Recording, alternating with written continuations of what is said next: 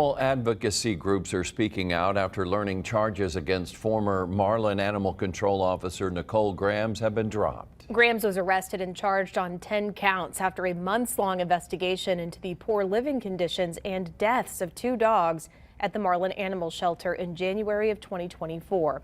She, along with Marlin Police Chief James Hamel and a third defendant, Robert Thomas, were charged.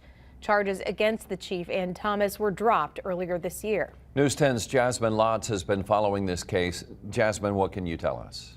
Well, Lauren Gordon, Graham's defense team says the state didn't turn over all of the evidence from the investigation. So that includes recordings, pictures, and more. Her counsel says a couple of weeks ago, the judge ordered the state to hand over all the evidence in 10 days. The state ultimately filed for dismissal. Animal supports groups tell me they're disappointed, but not surprised.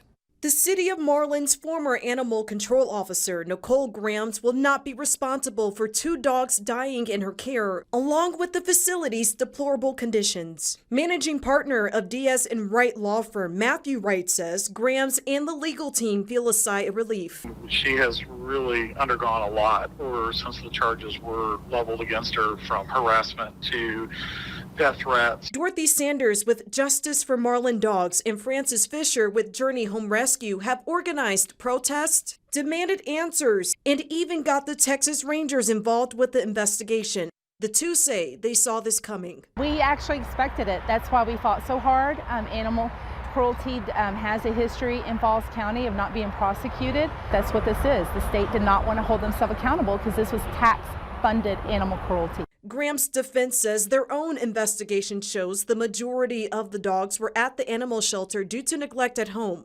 The investigation also includes veterinarian reports showing the dogs were being fed and were likely suffering from parvovirus. The x-rays that the vets took actually showed food in the digestive tract of the dog. So their own evidence proved our client was feeding the dogs. Graham's legal team also discovered she would pay for toys, bedding, and food out of pocket and tried taking animals to a vet hospital, but was denied by supervisors. If there was beds and supplies being purchased, I don't know why we didn't see any on January 9th, 2024. ACOs in the past, in that same year, were able to take animals to the vet. Matthew says this unfortunate incident was a systemic budget issue. This is not a crime, it's poverty. However, Sanders says open records requests say differently. The city budget, there was over $22,000 in animal control services funds that were not used. They barely spent a little over $100. In a Facebook post, the law firm called out Sanders and named the Justice for Marlin Dogs group a vigilante organization. They would talk about where she lived. That one person even posted pictures of her going to a CEFCO. It just gets to the point where it wasn't helpful. We're not making claims that are false. We're not stalking anybody. We're not vandalizing anybody.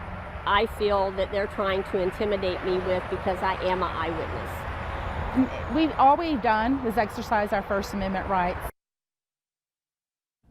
Graham's legal team sent cease and desist letters to Justice for Marlin Dogs and Journey Home Rescue. I'm told she's considering taking legal action against them for malicious prosecution. In the studio, Jasmine Lotz, KWTX News 10.